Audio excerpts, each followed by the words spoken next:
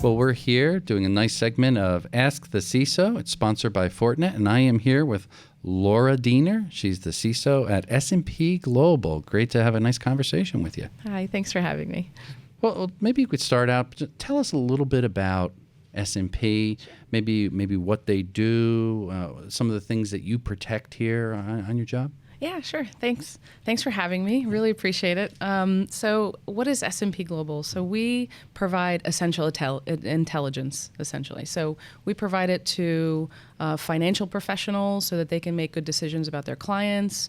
We provide benchmarks so that the markets are understanding S&P 500. And we provide transparency in companies through our credit ratings. So we're 20,000 employees across the globe. We're in 31 countries. Wow. Okay. Yeah. Pretty spread out. We are. Very nice. We are. Yeah. We've been doing this for 150 years. Okay. So the company has been around for a long time. And of course, I have the honor and privilege of protecting all of that, those 20,000 employees and all of those different stores that we have, the storefronts, and of course, the client's information itself, which is, as you can imagine, not easy. No. So you have the weight of the world on your shoulders to keep it safe and keep it secure. I do yoga. Okay. It's working, right? Yeah. Excellent. Well, maybe we can go back in time a little bit, and then we'll jump back to maybe S&P, talk a little bit more about that. Maybe let's focus when you were younger, maybe Sure. the days of high school. How about that? What type of exposure did you have to computers, to technology, and were you even thinking about going, toward computer science in the future in college? Yeah, it's a great question. I get it a lot, actually. So I was fortunate to grow up in a family that were always encouraging in terms of curiosity, especially my father. Huge influence on me. He was in the U.S. Navy. And tinkering was just kind of a part of what he did all the time. I mean, we would have soldering irons around. Much to my mother's chagrin. He would take apart things. He would encourage me to ask questions. So really just this fostering of curiosity with all of us. I was the youngest of four and the only female.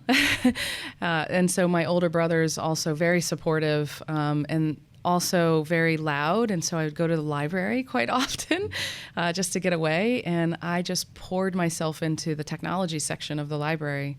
And I grew up in Norfolk, Virginia, so that's where I grew up. And have I always wondered if I was going to be in computer science? I think I knew I wanted to be in computers. And I do think that that's attributed to my father's natural press of curiosity. That was quite a long time ago. Things are very different now. But yeah, I always felt like I was going to be in computer science. But it sounds like you had a good foundation and a lot of encouragement early on. Yes. That kind of paved the way to where you are today and your success. Oh, that's Absolutely. Wonderful stuff. Now, you earned a bachelor's degree from Old Dominion University, and you also worked as a systems admin for a couple of years while attending school. Yes. How did this happen? And maybe share a little bit about what kind of experience that was for you. Yeah, it tested my patience. Okay. So being a sysadmin was great. I actually, again, had so much support. I worked for a boss that continued that tinkering kind of mindset. I blew up a motherboard once. Nice. I was terrified. I thought I was going to get fired. I was a starving college student, so I was like, I really need this job. But he was just fantastic. He was, don't worry, this is part of it. Let's just figure it out. And I also got to work with a lot of the professors. So I was kind of like a help desk and sysadmin. But anytime there was a problem, I would have to help them solve it. And that's really, again, helped me with this path of problem solving. Definitely supported my discipline in computer science because just problem solving all the time. But then gave me that empathy I needed to have, the patience of explaining something at a level that they could understand, even if they weren't in computer science or use computers on a regular basis. Yeah, that's good. So you kind of had the tech side and the human element mixed there is a beautiful combination. Yeah, excellent. Yeah. Very fortunate again. Yeah. Now, when you attended college, were you in the minority as a girl studying computer science? I'm assuming that's yes. Everybody does. Yes. What was that like? Explain it a little bit. Yeah, great. Yeah, I was one of I think 4 women in a class of 300, I think, my freshman year. So extremely intimidating, honestly. I always have struggled with imposter syndrome. I know a lot of other people in security feel the same way. And sitting in that room with all of those men, frankly, was just like, I kept asking myself if I belonged there. But again, I had such a fantastic support group that they would tell me constantly that I belonged there. Of course, I had to encounter some biases. I had to encounter people assuming, like, for instance, is that laptop yours? Is that your boyfriend's laptop? I actually got those kinds of questions. Wow. But honestly, I think it gave me the ambition to want to prove myself more, and really just constantly trying to really understand the inner workings as much as I possibly can so that I can show that I do belong here. That's great. Yeah. And I think that's kind of a common problem. I even reflect back when I was doing undergraduate and graduate, and I went for computer science also. It was a sea of men, and there'd be a little splattering, one or two women here and there, and I always felt kind of intimidating. But it was, but it's nice that you could get through that, and it kind of empowered you. It sounds like from what you said, and it helped you rise to the occasion, and probably did a lot better than most of the men there. Right? Yeah, well, I hope so. But I was also probably the only Moroccan. Okay. So in high school, there was 2 Moroccans, and the other was my brother. So that also gave me a little bit of a different perspective when I was in the courses, and having being the only female, but also having being the only Moroccan in the room. Awesome. Yeah. Now, women have certainly been underrepresented in cybersecurity field. That's certainly clear. Yes.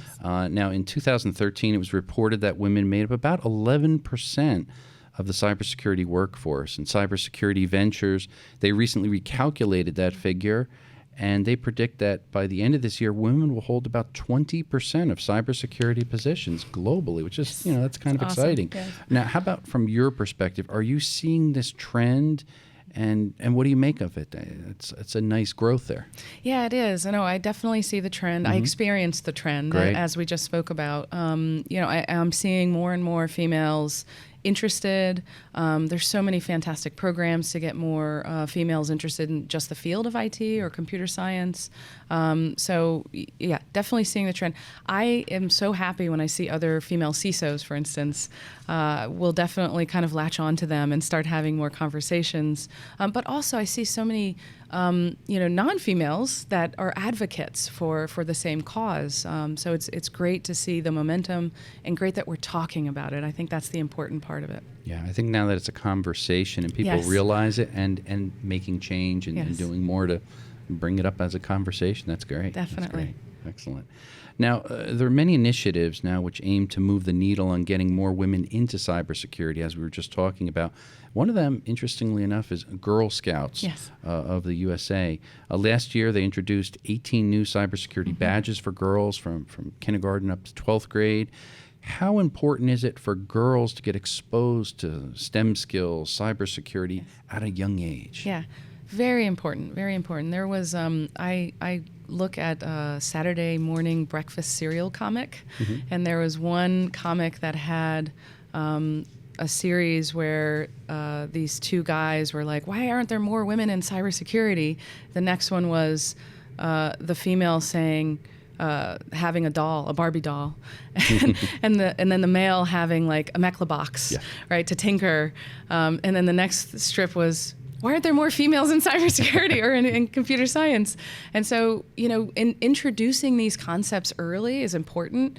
And the sentiment with that comic was, just play with this doll, right? Instead of tinker with this Raspberry Pi, or tinker with these things, or get into coding. So I applaud the Girl Scouts for doing the cybersecurity badges. Girls Who Code is also amazing. Just getting more middle school and high school females into even just doing computer science essentials like coding. Any of these things are going to help kind of erase that stigma of be more like a Barbie doll or play with the Barbie doll, and be more with the curiosity mindset and tinkering and all the things that maybe their male counterparts get to do on a natural course, right? Yeah, I think it really makes sense. You never want to force any gender this way or that way, Yes. try this, do that, but at least expose them to Exactly. it. Let them choose, but Exactly. at least they have the opportunity. That's what's beautiful. Exactly. Finally getting that. That's great. Now you've been involved with IT and security for some 20 years. What has changed since then, and maybe what's stayed the same in the world of security? Yeah, great question. I think that if there's any very big defining change, it's just been the sheer amount of crime from a cybersecurity perspective, but also just the interconnectedness of the world with the internet, right? Everything is happening there. We're not ready for it from a cybersecurity perspective. It wasn't designed that way. And so what you're seeing is a lot more cybercrime. You're seeing a lot more, actors taking advantage of the lack of readiness. And that's the most defining thing, right? You're just seeing a lot of focus on those vulnerabilities. Yeah. Hey, you make a brilliant point. A lot of these internet-connected devices, these IoT things, really weren't designed with security baked in at the onset, and I think that's the fundamental problem. And now we're trying to fix it later on. Yes, so. afterwards. Yeah, right. scary. It's bolting it on. And I do think that if IoT manufacturers, the people who are creating these devices, if they can just bake this in, there's guidelines. The National Cybersecurity Center has guidelines for IoTs. If they just start to bake these principles in, then we won't be so worried about, our toaster is going to be vulnerable. That's right. Right. We'll start to see some changes, in the field of IoT. So. Yeah. So true. Now, how about the cloud? Let's talk about that just for a minute. How has the cloud changed security, maybe more so toward large enterprises? Yes. Has it been better? Has it been for the worse? What's your take? It's both. Okay. Yeah. So I think what the cloud has done, and I do support cloud environments. It allows us as technologists to create things very quickly, and that's also some of the bad side of it. Now, if you're ready for cloud, great. Just make sure you're following, again, just like with IoTs, same standards, guidelines.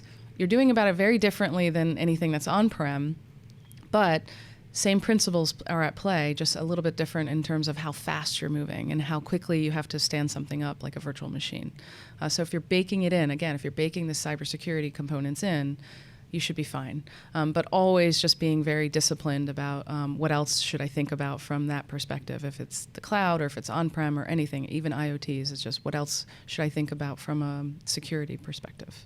You make a nice point there. I think discipline, especially in this field of cybersecurity, you have to be somewhat of a disciplined person to make sure things stay secure, regardless if we're in the cloud, IoT, anywhere. Yes, hence the yoga. Yeah. Yoga works. Thank you. Little plug there. Excellent. And again, jumping back for a moment to IoT there, there's a massive proliferation of IoT devices in large enterprises. How secure or insecure are these devices? And how about when security teams come into play? How challenging is it for them to manage these growing threats? What do you think? It's very challenging. And again, it was, I touched on it a little bit ago. They're not being baked in. And so, with cybersecurity in mind. And so we're all just struggling to catch up. And so the security practitioners are finding all these flaws, reporting these flaws.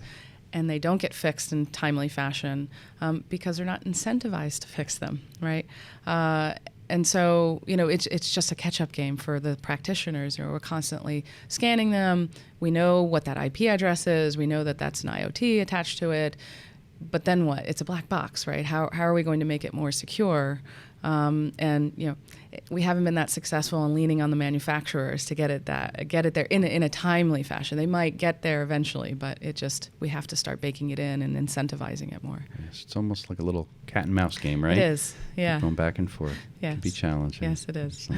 Now, you're co-chair of the Global Future Council on Cybersecurity at the World Economic Forum. Yes. Maybe tell us a little bit about Sure. the World Economic Forum in relevance to what they do around cybersecurity and some of Sure. the specific things you're doing there. Yeah, great. Thanks for asking. I'm honored and so excited to be the co-chair.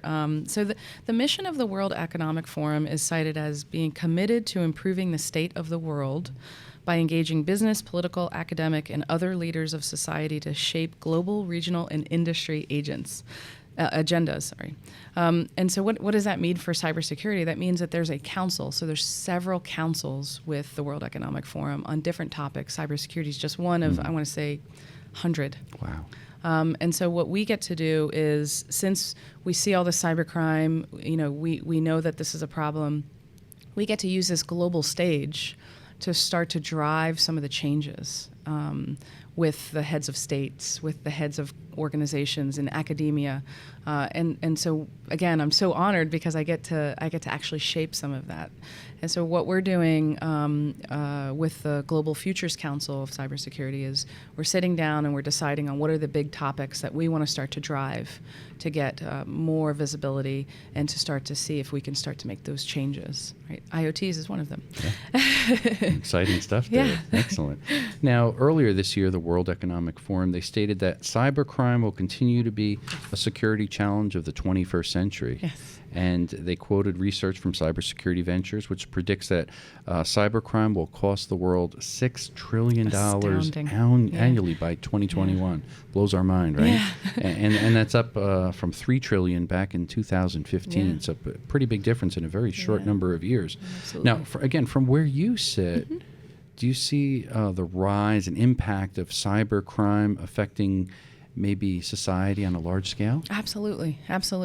Just the rise of ransomware, talk about changes in the last 20 years. I mean, that has been a societal impact. I mean, people are terrified of those things, right? When they get the ransomware and they have to pay the ransom, and there's shaming involved in some of this. There's campaigns where people are actually shaming other people. So yeah, huge rise society-wise. Definitely impactful. As a practitioner, the criminals will change who they're targeting, I think, right?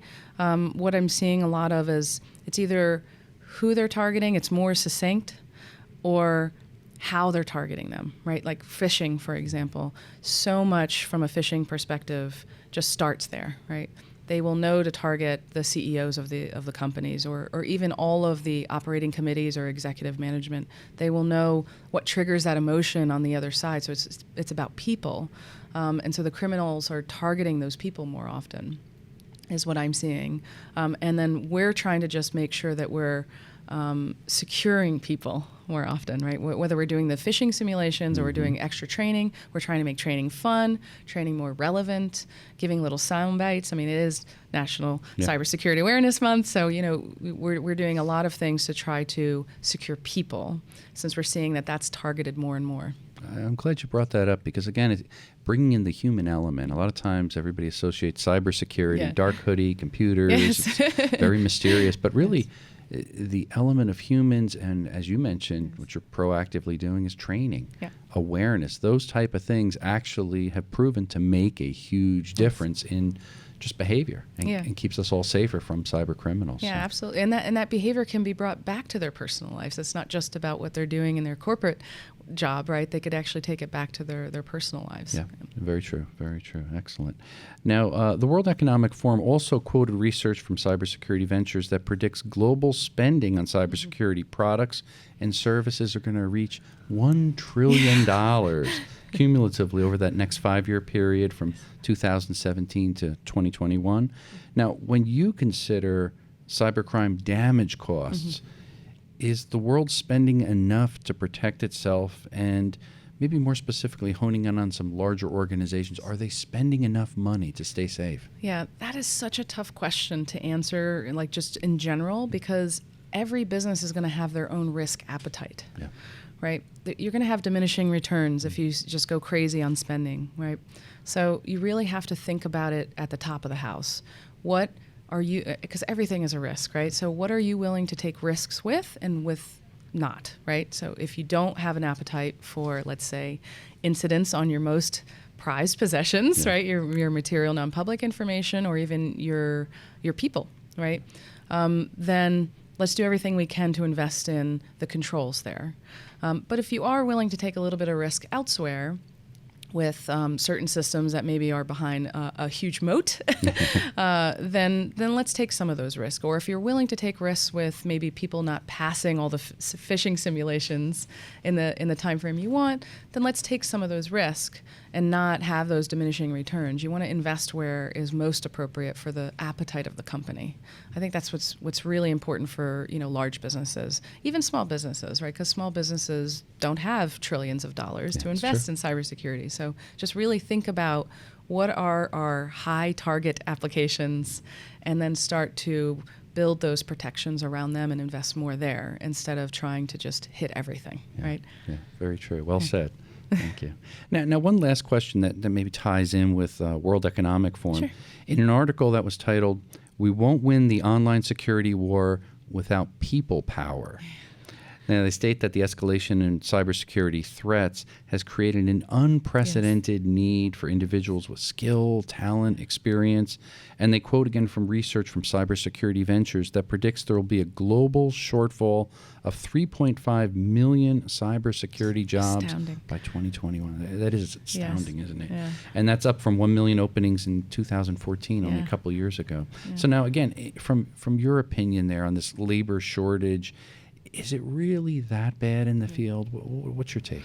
Yeah, I do feel like it's bad, but I feel like it's maybe a little overhyped because, we can solve this, right? Mm-hmm. Right? We could definitely solve this, and we can do it in a number of ways. We can upskill people who maybe don't have that traditional background. You can relax some of your requirements. You don't have to have a computer science degree, right? It really just depends on what the role is. Right. So if the role is an analyst and you really need that critical thinking, then you can get a programmer. They can take other courses, and you can use some of these other feeder pipeline organizations that are doing a fantastic job on upskilling people who need it, right? Who have that natural curiosity, right? So we can solve this. I think that it's been accentuated just because of the sheer amount of criminal activity that we've seen. Again, we're still trying to catch up, and the world's not ready for that, right? And so if we can continue to think about those other avenues to upskill, and then partner with some maybe even nonprofit organizations that are doing some of that upskilling, we can start to see that that's not as big of a gap as it needs to be, right? I mean, it is a shortage. I feel it as the CISO. I definitely feel it when I'm looking for talent. But I know that we will be able to solve it if we just start thinking a little bit outside of the box. Yeah, excellent.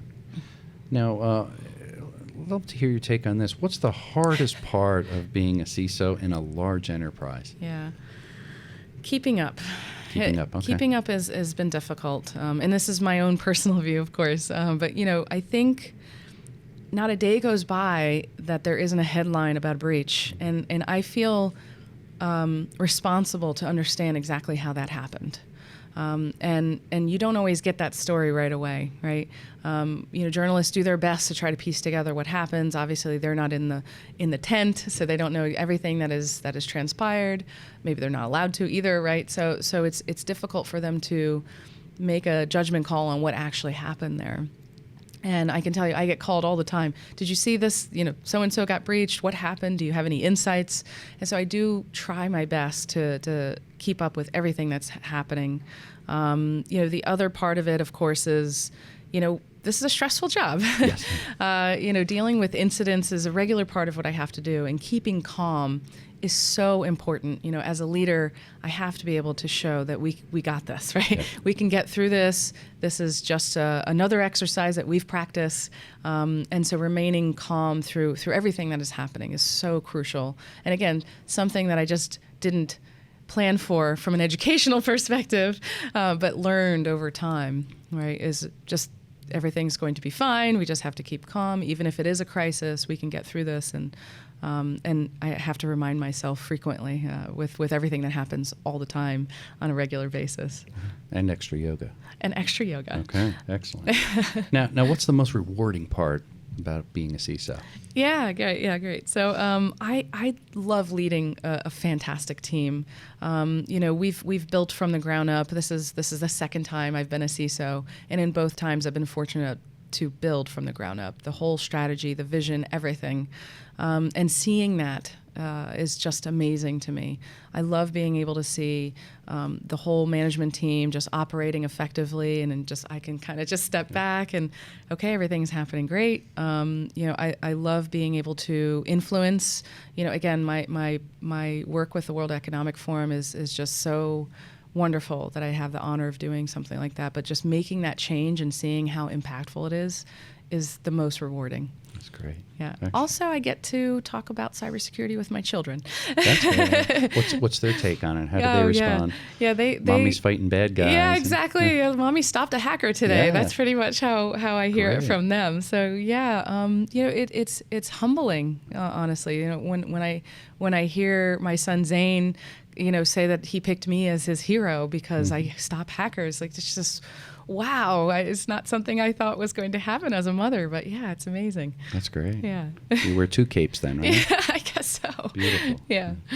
Now, how about this? What advice do you have for IT and security professionals who want to become a CISO one day, sit in your chair and have that similar feeling and excitement and passion? Yeah. What do they need to learn?